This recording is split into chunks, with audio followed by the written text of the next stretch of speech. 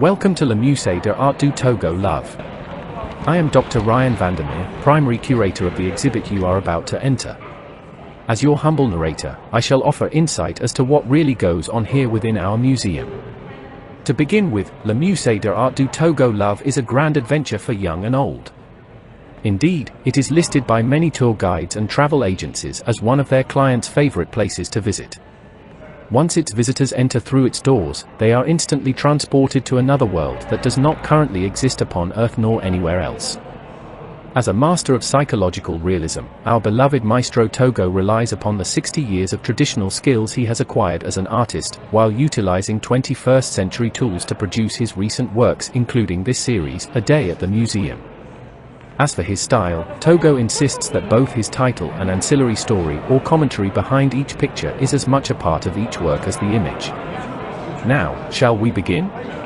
If you should just follow me this way. That's it, please watch your step. Mon Dieu, qu'est-ce que la Hall of Temptation? There is a saying in Muse'e d'Art du Togo Love. Visitors who find their way to the Hall of Temptation never return. Surely they are not physically missing, but their mind's eye has been forever affected in a way that one might interpret that sensation as being lost. Others may regard that experience as being abducted, spirited away forever into the lusty world of Togo love. Once there, the visitor doesn't want to return to their former sense of normality. Of course, they must, and so they long to return over and over again to the Hall of Temptation, for they are now addicted to what it has to offer them. These days her version of the past is all she owns. Here we have a woman named Grace who had once been a very popular model during her 20s. She had posed for many advertisements in magazines and even in a few TV commercials. She had also worked as an artist's model and a few times for Togo. All of that may have been true, but these days, Grace extends her resume to playing roles in Hollywood movies, dating famous movie stars and politicians, acting in many television programs, and even cast in a couple of Broadway plays and musicals. Grace is now blind and currently lives in senior care facilities paid for by her state. Hoping to raise herself up from these dire circumstances, Grace once tried to sell her portrait by Togo, but it turned out that the painting seen here on the wall is a worthless digital photographic copy on canvas. The real one had been stolen by her daughter, who then substituted the copy. She had quickly sold the original for drug money.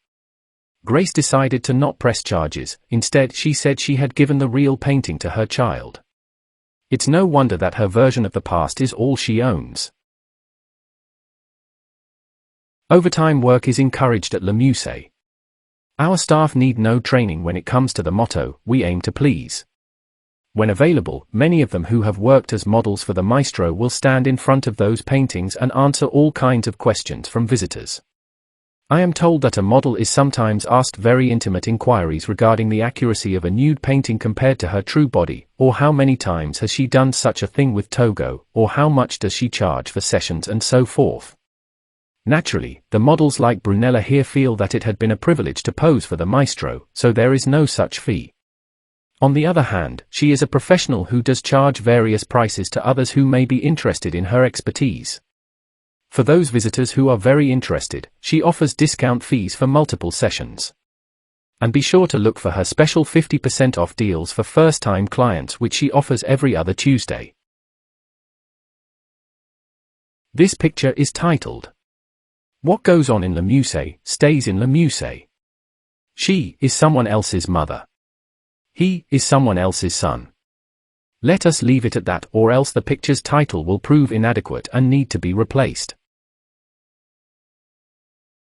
The museum encourages smoking only in the Marlborough wing. Although Muse'e has no corporate sponsors, for some reason the Maestro named that wing after one of the most famous brands of cigarettes in the world.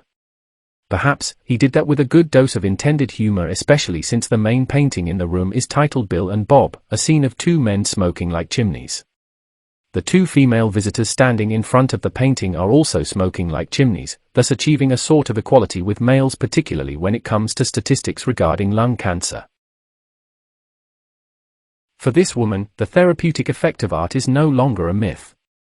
She had always considered herself to be a nervous person, fidgety and scared to death for no good reason, flighty and scatterbrained, bubble-headed and overwrought. After years of scientific exploration into her fears through expensive psychotherapy, she had been left with no cure to her troubles. Then, one day, against her wishes of course, she was coaxed into visiting Le Musée d'Art du Togo Love. After fainting twice and vomiting in the hall of nominal exposure, she then found herself sitting before this painting. Well, there was no logical explanation for it, but suddenly she felt as if all questions had been answered, all fears had been lifted, all nervous agitation stilled. There she sat, alone and quiet. Had she been cured? Well, if anyone cares, that is a matter for debate. Since her first viewing she has been coming to Le Musée every day. She does not look at any other works nor does she speak to anyone. She sits for hours before this painting, staring at it, just staring. Sometimes, she even whispers to it.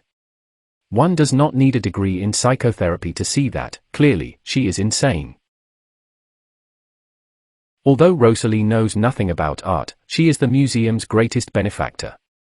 Here we have our chief investor in Le Musée d'Art du Togo Love, Miss Rosalie V. Colander, who is the youngest daughter of billionaire Simon Colander, who had become rich by building fish farms in Alaska.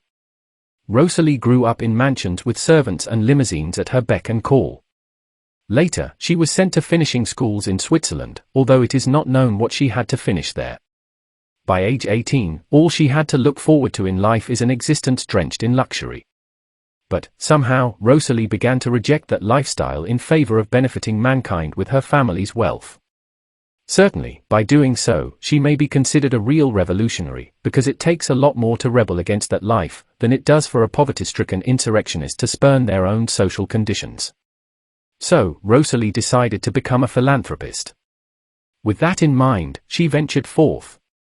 Fortunately, she met Togo and, she admits, Rosalie looked to him as the kind father figure she had never experienced.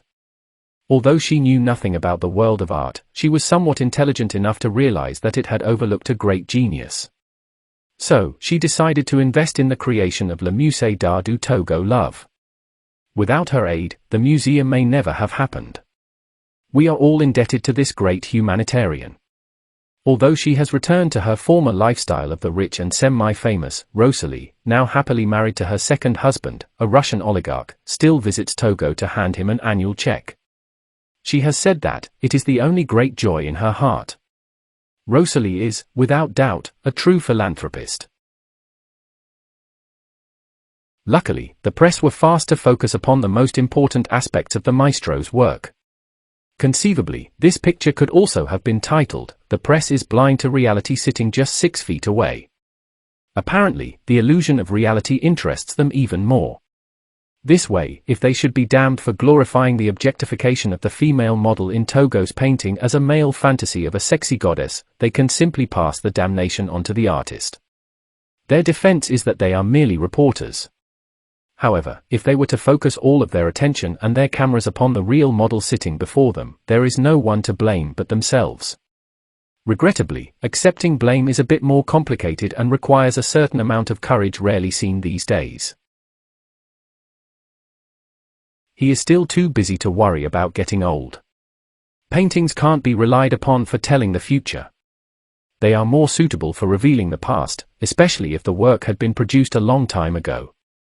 Here hangs on a wall a well-crafted self-portrait created approximately 45 years earlier.